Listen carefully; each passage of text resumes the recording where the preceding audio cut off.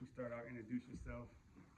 How you doing? My name is Phil Maldonado. I'm over here in Williamstown, New Jersey, with a friend of mine, and getting ready to do some conversation back and forth.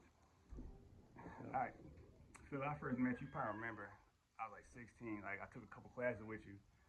And you always my admire, like, pretty much my whole life. thank Like, you. you always, like, somebody I looked up to, even in my Facebook post, like, you one of the three people I admire the most out of, like, anybody I ever met in my life. You, Dave, and I used to work for, just because, your will, your drive, everything about you inspires me. Everything, like, for real, it does. Thank you. And, you know,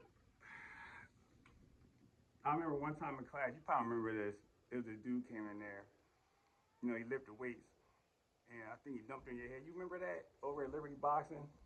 He picked you up that one time. Playing around? Or what? I don't think he was playing No. around. Like, he dumped on your head, like, Trying to be a wise guy? yeah, Yeah, you run into them once in a while. yeah, And, and you kicked the shit out of him. He never came back. they make a mistake of forgetting that when you're trying to work with somebody, we're training, we're not fighting. So I'm not giving you maximum resistance. We're drilling, we're Mm-hmm. working out.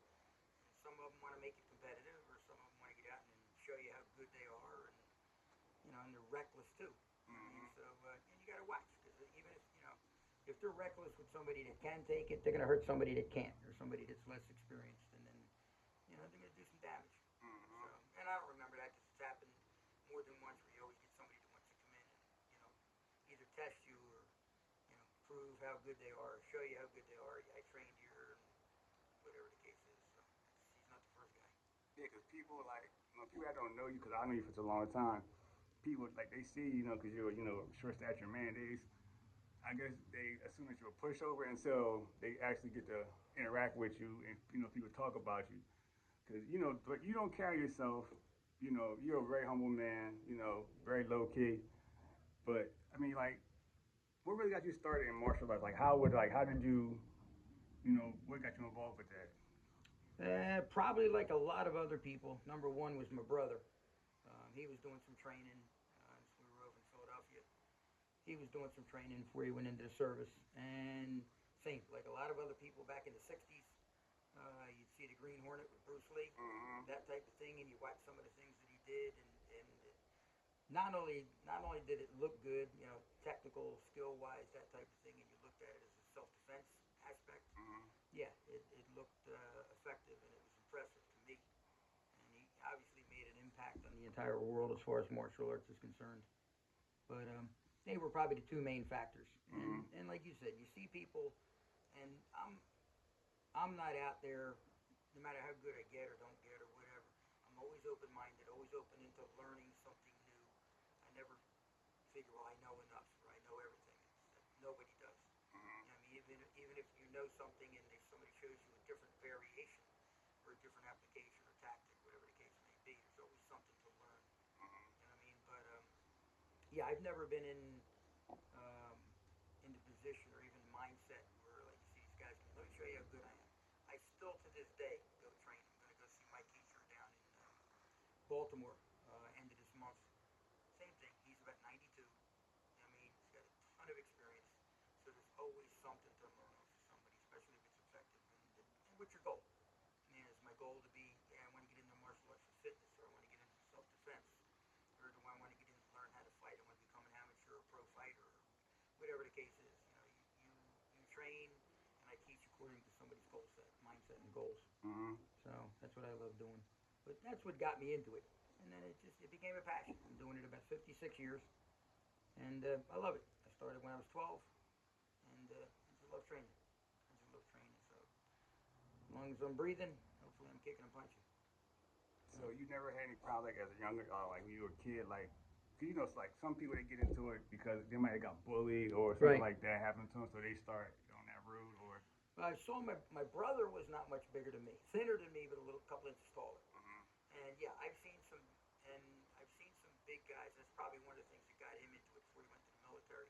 And you see some guys want to pick on you or bully you or whatever the case is. And one of the things I said was, that is never happening to me.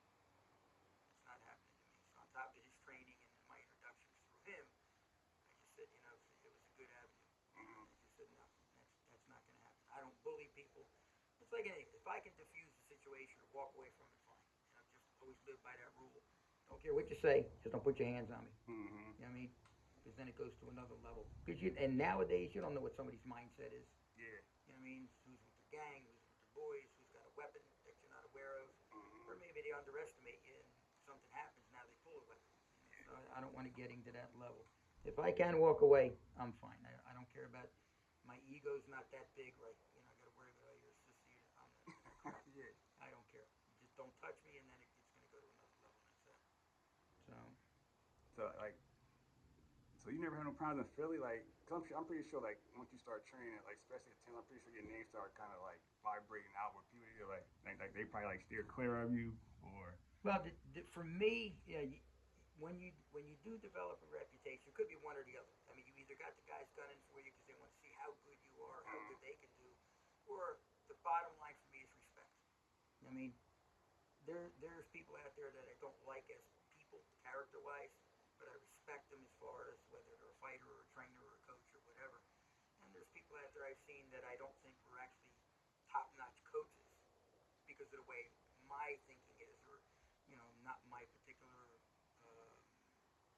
set of rules or standards or whatever the case is, but great people. I mean, some people are neither. Some people, they're just bullies, they're thugs, they're always looking for a fight every weekend for whatever the case is. But I've had it the other way too. I've worked in clubs for about 23 years, and you've either got people that come in and they want to mess with you, or they look at me. I'm 5'2", about 160 pounds, and they look and they go, he knows something. I mean, because if I'm the only guy that's in there that's a doorman, bouncer for lack of a better term, and everybody else is 6'2", 260 up to 6'3", 6'5", 340, and I'm in the middle of that crew, they're thinking you know something, or hey, are you the manager? No, I mean so. But again, I've been in some scrapes in clubs, but I'm not there to be a thug. I'm not there to be a bully. My job is to de-escalate the situation, get you out the door. You know what I mean? Has it come back a couple times where you end up actually getting into a confrontation? Sure. In 23 years you're going to get into some, but I've de-escalated more than I've gotten into because I don't let my ego get involved. I'm here to do one thing. I never got myself hurt. I never got any of the guys that I work with hurt. You know what I mean? And by being stupid or playing macho and that kind of crap. I'm a bouncer. I don't give a crap. I mean, I'm there working. I mean, that was some of the best places to work. You made some good money. Yeah. Some of those clubs. Some of them were nice. So what was your introduction to Joe Louis? Like how did you was that your initial instructor, or did he come along like later on? Yeah, he came along down the road. I started training in '67. I actually met him in '79, but I met other instructors as well.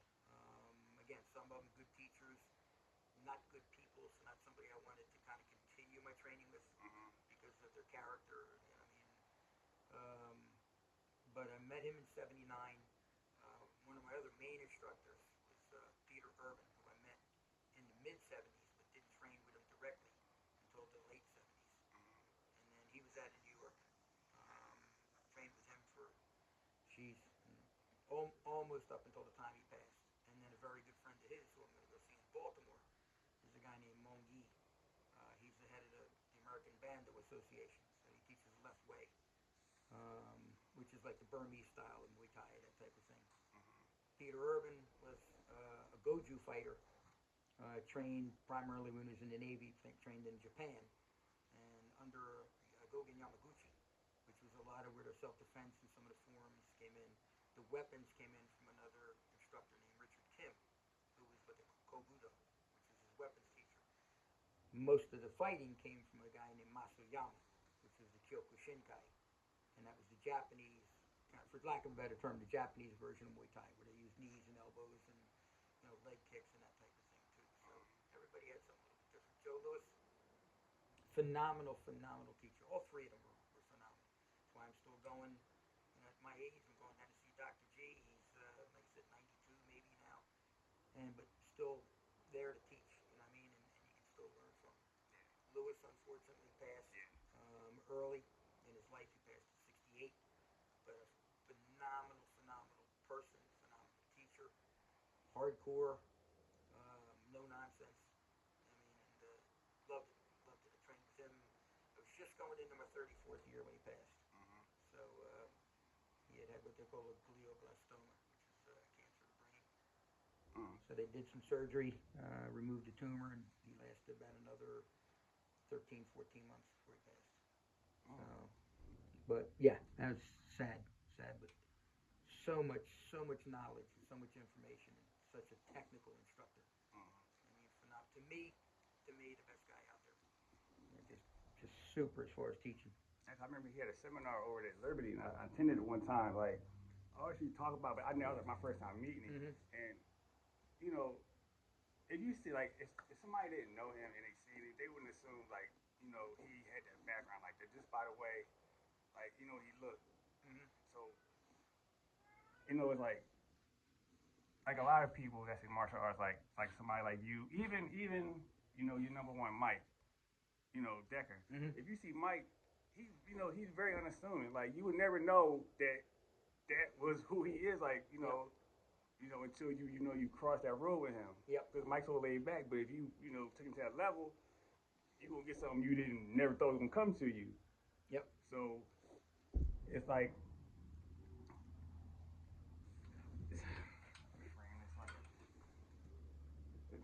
what's that saying? Don't judge a book by its cover. Mm-hmm. That's how it goes for people that's in martial arts, because especially nowadays, like say everybody got something to prove, or everybody wants to be Tony Tough guy, and you might get something that you never bargained for by picking with the wrong person. Without a doubt. Yeah. Without a doubt. And just like like Trish. Yeah, you never know she was like that. Yeah, she could fight. Yeah. And a ton of heart. Yeah. A ton of heart. She was the female version of Mike, or Mike was the male version of her. Both of them with good technique. Mm-hmm. Trained hard, always consistent. I mean, it always gave you your best effort. I mean, as long as they weren't injured or something like that. But yeah, she was like you said, the female version of him, or he was the male version of her. But both of them, huge heart, great to work with. I mean, they're coachable as hell. They listen, they try hard, they always gave you the best effort. There's never any excuses with anything like that. Like I said, aside from an injury, it's not an excuse. It's okay. It's work around it. Yeah. But yeah, Trish was underestimated quite a bit. Yeah. And she was another girl named Brooke. Yeah, Brooke, different level than Trish. Brooke had a great attitude too. Trish was at another level. She trained hard and more consistent too. Yeah. I think that was one of the things that brought her there. Mm-hmm. But yeah, Trish was always consistent. Yeah, she loved it too. She was training. Yeah, I remember one time you were out and she took the class over. But like to me, no offense to you, I think she like when like you were like you set a pace, whereas Mm-hmm. her, she was like from the door is like 100. Mm-hmm. So she took over one day. I said, Trish, no offense, I don't want to train you. She's like, why? I said, no, it's not. That's because you're a female. I was like, no. As far as that goes, like you instructed, you are phenomenal. Mm-hmm. You just from the door go 100. I'm like, full throttle. Yeah, I'm like, nah, like let's we got new people. We can't go like that. We gotta take our time to build up to it. Like I was like, well, Phil, it's baby steps until we get to that level. Mm-hmm. Her, she just wanted to go just balls in. I'm like, Trish, we can't do that. Like we got new people here. Like you can't, you're gonna scare them off.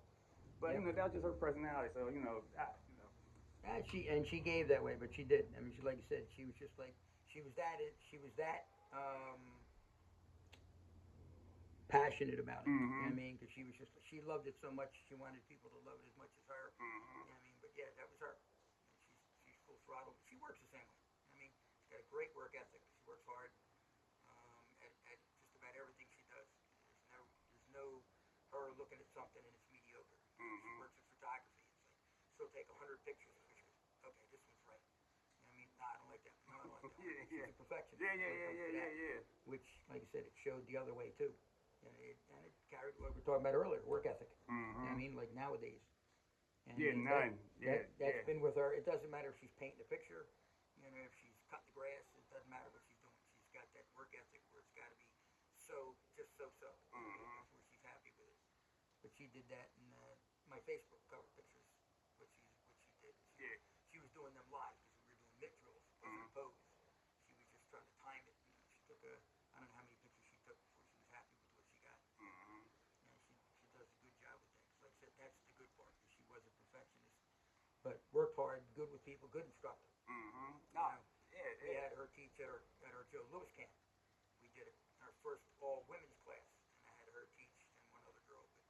But she's just phenomenal because she's that good. I don't care about how much this one trained, how long this one trained, how long. She was just that good technically. She was just as good teaching and explaining. You know what I mean? Same with Mike, real detailed. Yeah. You know what I mean? Little tiny details that make a big difference. So it was cool. Both good people. All right, well, let's take a break because it's going to stop. So we